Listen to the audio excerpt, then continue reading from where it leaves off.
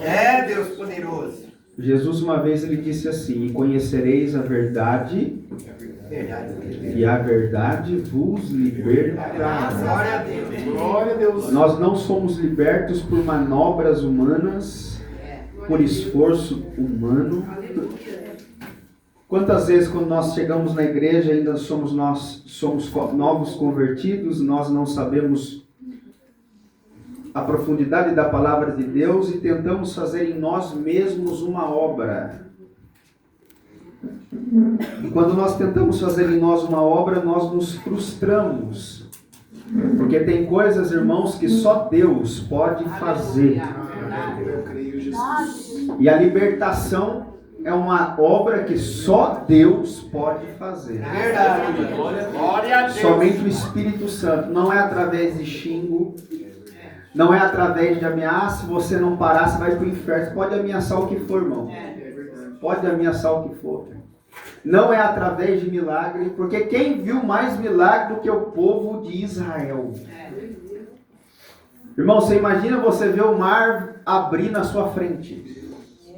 Você passar pelo meio do mar e a Bíblia diz que de pés enxutos. É, Deus. Você imagina você ser sustentado por Deus com uma comida do céu, não por um dia, mas durante 40 anos, sem falhar em nada.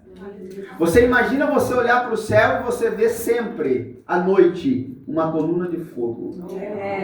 De tarde, de manhãzinha, uma nuvem de Deus, uma nuvem de glória. É, Deus poderoso. Isso aí é só um pouco dos milagres que Israel viu. Mas sabe como que Deus chama aquele povo? Povo obstinado de coração, de dura cerviz, povo rebelde. É, Deus. Você sabia que a Bíblia diz que quase 600 mil homens, fora mulheres e crianças, saiu do Egito? Ou seja, era quase 3 milhões. Repita isso comigo, 3 milhões. 3 milhões. Era quase 3 milhões de pessoas andando no deserto. Olha aqui para mim, não fique assustado. Mas a Bíblia diz que depois de 40 anos, somente Josué e Caleb, e a geração que nasceu no deserto, eles herdaram a terra prometida. E os demais? Todos morreram no deserto. Por quê? Porque eram rebeldes. Viram milagres, viram sinais, viram prodígios. Mas os milagres não podem transformar o coração de ninguém. Por isso que nós precisamos ter um apego pela verdade, que é a palavra de Deus. A verdade que é o próprio Jesus. Aleluia. Jesus, ele diz em João 14,6, eu sou. Ele não diz eu tenho, eu sei quem tem, eu sei onde está. Ele diz eu sou o caminho, a verdade e a vida. Aleluia. Será que só por causa disso aqui que eu já te disse, não vale a pena você se aprofundar mais nas escrituras sagradas? Glória a Deus. Jesus querido. Talvez você está lutando aí com armas que você não vai ser vitorioso, irmão. Eu nem sei porque eu estou dizendo isso, mas Deus o sabe. Eu creio. Talvez você está lutando com armas que você nunca vai ser vitorioso.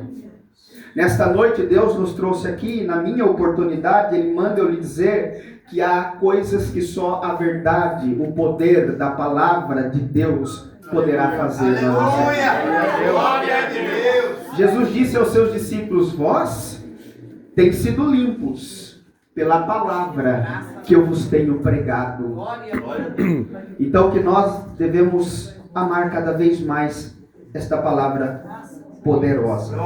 Amém? Irmão, vamos ler aqui rapidamente, eu não quero me demorar. Marcos capítulo de número 2, um texto muito conhecido. Porém hoje, enquanto nós estávamos aqui, eu não preparei nada em casa para vir aqui. Que a gente vem aqui para ouvir, geralmente nas minhas oportunidades eu prefiro orar. Mas hoje o Senhor colocou esta palavra em meu coração. Marcos capítulo 2, certamente tem um destino certo. Diz assim, Marcos capítulo 2, versículo 1. Dias depois, quando Jesus retornou a Cafarnaum, A notícia de que ele tinha voltado se espalhou rapidamente. Olha aqui para mim, fica aí com a Bíblia aberta. Você acha mesmo que se Jesus está aqui na esquina, irmão, ninguém vai saber? Esses dias a gente deu risada que Jesus fazia milagres, e ele falava assim, ó, não conta, diferente de hoje. Hoje é filmado, né? Eu sou homem de Deus, me filma aí fazendo milagre. Jesus fazia milagre e falava assim, ó, fica quieto. E a gente deu risada que ele curava o mudo e falava para o mudo não falar nada pra ninguém. O camarada é mudo, não fala há anos, quando é curado Jesus fala, ó, não conta nada para ninguém. O texto diz que a notícia se espalha que Jesus está de volta em casa. Olha o versículo 2. Em pouco tempo, a casa onde estava hospedado ficou tão cheia que não havia lugar nem do lado de fora da porta. Eita Deus. Irmão, você imagina a autoridade que este homem não carregava. A unção de Deus que este homem não carregava. A presença de Deus que este homem não carregava. Pessoas, a gente falou isso no carro, atravessava a Macedônia para ver Jesus pregar, para ver Jesus ensinar, para ver Jesus se mover nos milagres, porque Jesus era um homem cheio do Espírito Santo. E saber que hoje isso está disponível para nós, irmão. Buscarmos esta mesma presença de Deus. O texto continua dizendo assim, enquanto ele anunciava a palavra de Deus. Você pode repetir isso? Enquanto ele anunciava a palavra de Deus. Aleluia. Você vê que o próprio Jesus, ele fazia uso da palavra de Deus. A palavra de Deus não era descartada. Nunca foi. E no ministério de Jesus, olha aqui para mim, ela ocupava o primeiro lugar. Os milagres vinham depois. Mas a palavra de Deus ocupava sempre o primeiro lugar. Jesus dava importância à palavra de Deus. Você se lembra de um episódio em Atos dos Apóstolos, que a Bíblia diz que o Espírito Santo desceu naquela casa, encheu todo mundo que estava sentado ali, era cerca de 120 pessoas, todos ali foram cheios do Espírito Santo, teve fogo, teve línguas estranhas, teve sinais dos céus, mas a Bíblia diz que Pedro pregou a palavra. Sabe o que a Bíblia está querendo nos ensinar? Pode ter fogo, pode ter milagre, pode ter sinais, mas nada disso pode roubar o tempo da palavra de Deus. Porque é ela e é através dela que os sinais de Deus acontecem. Quando eu lembro aquilo que Deus usou o profeta Ezequiel para dizer naquele vale de ossos secos, você se lembra desse texto? O vale estava sequíssimo, mas a Bíblia diz que Deus deu uma ordem para o profeta e a ordem foi essa: profetiza para eles. O profeta se posiciona como homem de Deus, abre a sua boca e diz assim: ossos secos, ouvi a palavra do Senhor. É através da palavra de Deus que aquilo que está morto começa a reviver.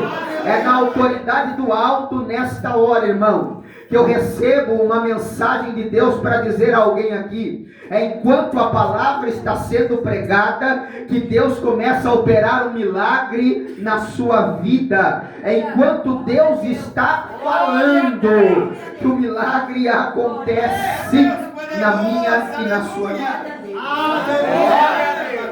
O versículo 3 diz assim: 4 homens vieram carregando um paralítico numa maca. Por causa da multidão não tinha como levá-lo até Jesus. Irmão, olha a ousadia dessas pessoas. Então abriram um buraco no teto, acima onde Jesus estava, e em seguida baixaram um homem na maca bem na frente dele.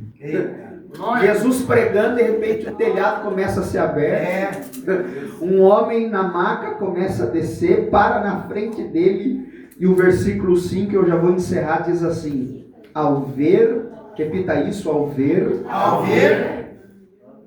a fé deles, a fé que eles tinham. Já que vocês querem repetir tudo, vamos repetir então, vai. Ao ver a fé que eles tinham, Jesus disse ao paralítico: filho, seus pecados estão perdoados. Tem glória a Deus? Eu vou fechar a Bíblia para mim não me empolgar. Deus de mistério. O versículo 5 termina, eu termino dizendo assim, olha, ao ver a fé deles. É, Deus poderoso, aleluia. Olha aqui para mim, como que nós podemos ver a fé, irmão? Jesus, ele podia ver a fé de dois jeitos, de dois modos. É, Deus. Nós podemos ver a fé de um modo só, Jesus conseguia ver de dois. Qual é o primeiro modo que Jesus consegue ver a fé? Olhando para dentro da pessoa, sondando o coração. Jesus tem poder de sondar o coração no íntimo, coisa que nós não podemos, mas Jesus pode. Qual é a segunda maneira que Jesus vê a fé deles? É através das obras. E aqui fica estreito para nós, irmão. Porque geralmente a gente cruza o braço e diz: eu creio. A gente cruza os braços muitas vezes e diz: eu tenho fé. Só que é a Bíblia em Tiago que vai dizer que fé sem obra é morta. Então eu posso dizer que Jesus viu a fé daqueles homens por causa da atitude que eles tiveram em levar aquele homem à presença de Jesus. A fé verdadeira nos faz se mover à presença de Jesus. Aquele que crê verdadeiramente não se afasta de Jesus. Mesmo em tempos de paralisia, mesmo em tempos de calamidade, a fé verdadeira vai te aproximar de quem Jesus é. E nesse momento, para mim encerrar, eu digo que é através desta palavra que Jesus vai começar a gerar em nós esta fé de atitudes, esta fé verdadeira. O apóstolo Paulo diz em Romanos 10 que a fé vem pelo ouvir e ouvir a palavra de Deus. Então, enquanto a palavra for pregada nesta noite, Deus estará acrescentando a fé em alguém aqui, para que você possa experimentar o que Deus preparou para a sua vida. Eu encerro dizendo: olha aqui para mim, você sabia que a fé verdadeira não é para minha glória? Você sabia que a fé verdadeira não é nem para me agradar? O autor aos Hebreus diz assim, que sem fé é impossível agradar a Deus. Fé não é para te agradar, irmão. Muitas vezes a fé não vai nos livrar da morte, mas vai nos colocar na morte. Você sabia disso? A Bíblia diz em Hebreus 11 que por fé muitos heróis da fé escaparam do fio da espada. Outros, pela fé, morreram ao fio da espada. É verdade. Então a fé, ela tem um propósito, que é atender à vontade de Deus. É esta fé que Deus está querendo gerar. Amém? Que Deus te abençoe em nome do Senhor.